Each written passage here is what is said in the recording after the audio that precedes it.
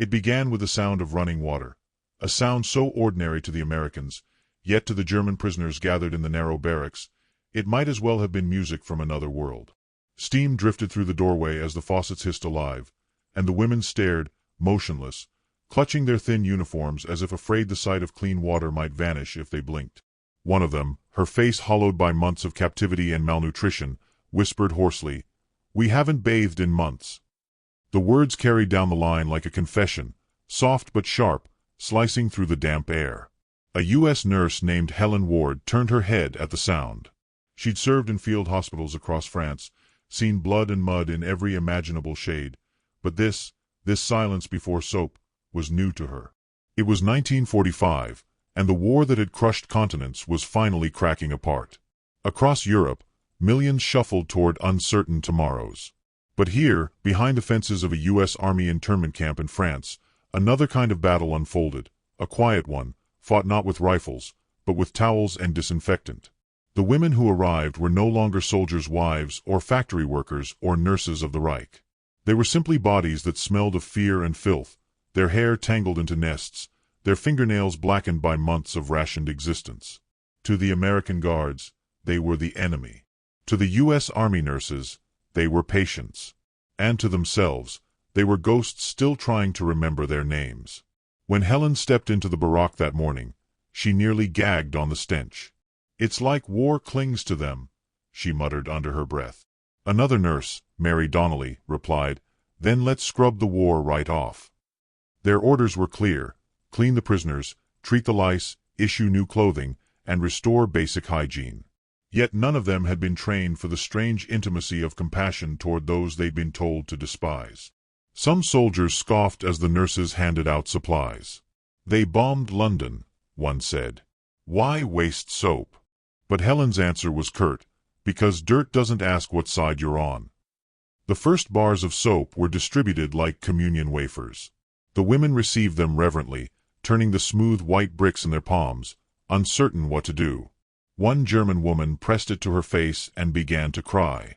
Another laughed nervously, as if suspecting it was a trick. When the water hit their skin, the camp filled with the unfamiliar scent of lavender and lye. It was almost comic, these once proud citizens of a fallen Reich now crying over American soap, but in that absurdity lay something deeply human. The nurses saw it too. Mary joked later, "They looked at those soap bars like they'd been handed solid gold. Guess we were minting mercy that day." Outside, rain began to fall, drumming softly on the tin roofs, blending with the splashes from the wash basins. The scene might have looked peaceful from a distance. Women rinsing their hair, steam rising, laughter awkwardly breaking through exhaustion. But beneath it ran a fragile tension. What happens when kindness meets guilt? For some of the prisoners, shame came quicker than gratitude. "They treat us better than our own did," whispered a woman named Lotte, barely 23. "I don't know if I can bear it." Helen overheard and paused, sponge in hand. She'd learned that healing often hurt more than the wound itself. Facts filtered into the days like rationed sunlight. There were nearly 400,000 German POWs in Allied custody, scattered from Louisiana to France, from the Arizona desert to English meadows. Most were men, but among them were nurses, secretaries, and auxiliaries, women who had followed the war until it consumed them too. Their hygiene had collapsed long before their morale. By the time they reached the camps, disease threatened to spread faster than bitterness. The American response was as practical as it was symbolic.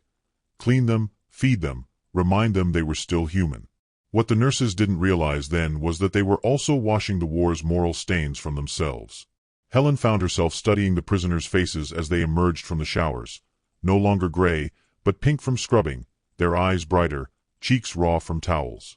"It's strange," she wrote later in a letter home, "how quickly decency returns once the dirt is gone." The camp began to change in subtle ways: laughter during inspection lines, timid attempts at English, the occasional exchange of songs. Soap became a kind of currency, traded for favors, treasured like perfume. A few of the American soldiers teased the nurses about running a spa for Nazis, but Helen's reply was simple: "It's not a spa. It's a second chance." At night, as the generators hummed and the barracks dimmed, Helen sometimes imagined the water carrying away more than grime: the propaganda, the hate, the illusion of superiority. She knew these women had stood under flags that justified unspeakable things. Yet watching them cry over soap, she couldn't see monsters, only people starved for gentleness. "If the world could see this," she wrote, "maybe we'd stop confusing punishment with justice." Days passed, and the smell of lavender began to linger in the air, faint but persistent, a clean defiance against the mud of history. One morning, as Helen prepared new linens, she noticed a group of prisoners folding their dresses carefully, whispering among themselves. When she asked what they were doing, Lotte replied softly, "We're keeping them safe. So we never forget this day." The nurse nodded, unsure what to say. Somewhere behind them, the church bell rang for Sunday service, its echo blending with the rustle of fresh fabric. That evening, Helen stood by the fence, watching the sunset smear the sky in streaks of copper. Beyond the wire, the world was broken and bitter, full of trials and tribunals, revenge and reconstruction. Inside the camp, for a fleeting moment, the enemy smelled of lavender. And though she didn't yet know it, this act, this washing of another's shame, would follow her long after the war. For when the gates finally opened, mercy itself would be put on trial. The war had ended, but the silence that followed was louder than any bombing raid. On a gray morning in 1946, the gates of the American camp creaked open, and a line of women stepped out, each holding a small bundle, their meager belongings, a ration tin, and in some hands, a bar of soap wrapped in cloth. The guards didn't salute, and the nurses didn't cry. There were no flags waving, no brass bands. Just the rustle of skirts, the crunch of gravel, and a faint scent of lavender trailing through the mist. For the women, it was freedom. For Helen Ward, who stood behind the gate, it was something harder to name. She'd spent months tending to these prisoners, watching them turn from shadows into human beings again, and now, as they vanished down the dirt road, she felt as if she were watching pieces of herself walk away. Lotte turned once to wave. Her dress, the same cotton one the Americans had given her, was clean but frayed at the sleeves. She had folded her soap carefully inside a handkerchief, as though it were a family heirloom. "Freedom smells like this," she had joked to Helen the night before, lifting it to her nose. Helen had laughed, but something in Lotte's tone had lingered, a quiet dread beneath the humor. The nurse had wanted to say, "You'll be all right," but the truth was, neither of them knew what awaited beyond those gates. Germany lay in ruins, its cities scorched, its people haunted. Freedom, Helen feared, might not feel much different from captivity. The train ride back to the homeland was slow and bitterly cold. The women huddled together, their breaths fogging the glass. Outside, villages passed like scars on the earth, churches without roofs, fields of twisted metal.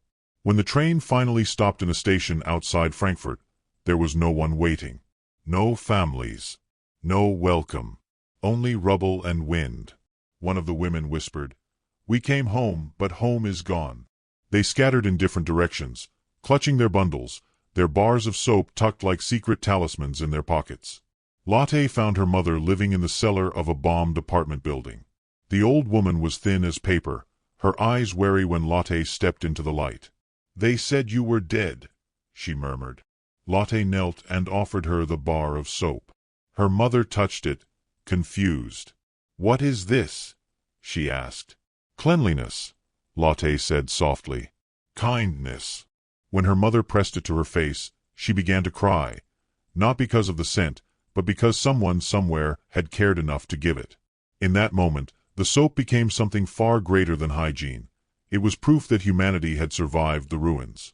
Meanwhile, back in France, Helen sat alone in the now empty infirmary. The bunks were stripped, the walls echoing with absence. She still caught whiffs of lavender on her uniform sleeves. Letters from her colleagues spoke of new assignments in hospitals across Europe, reconstruction, rehabilitation, endless paperwork. But Helen couldn't shake the faces of those women, their eyes when they first touched clean water, their trembling hands holding bars of soap like relics. She'd gone to war to mend wounds. Instead, she'd found herself mending the soul of the enemy. What unsettled her most was how natural it had begun to feel. Months later, a letter arrived from Germany, its edges worn, the handwriting shaky. It was from Lotte. "Dear Nurse Ward," it began, "you once said that dirt does not ask what side you are on. I have kept the soap you gave me. I use it sparingly, because every time I wash my hands, I remember who I became when you called me lady. My neighbors think I am strange to speak kindly of Americans, but they did not see what you did for us. I hope one day the world will smell clean again. Helen folded the letter and set it beside the last remaining bar of hospital soap she had saved. She smiled faintly. Freedom smells like soap, she murmured, echoing Lotte's words. History books would later record statistics, the millions displaced, the borders redrawn, the trials held, but they would not mention the scent of lavender that drifted through a prisoner's camp, nor the quiet mercy that softened the edge of vengeance.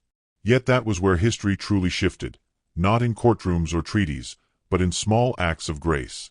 Helen would go on to serve in Germany the following year, this time treating civilians instead of prisoners. Some recognized her uniform and flinched, until she offered them a clean towel and a smile.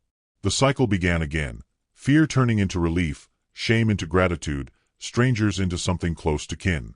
One evening, after a long day in a refugee clinic, she walked to the river where children were playing, their laughter light against the ruins.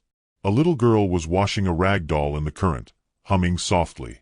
Helen crouched beside her and asked, "What are you doing, sweetheart?" The girl looked up and said, "Making her clean, so she can be happy again." Helen froze.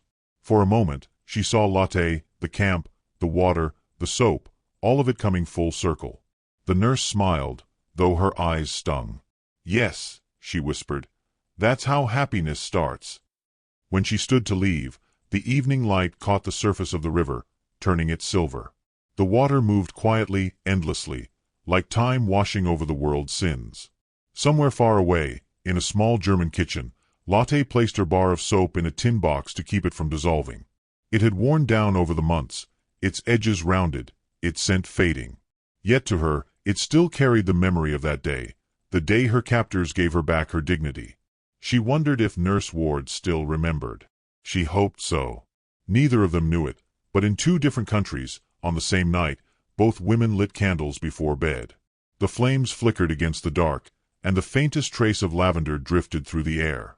The war was over, yet in that quiet glow, mercy was still at work, gentle, invisible, and clean. Which city are you watching our video from?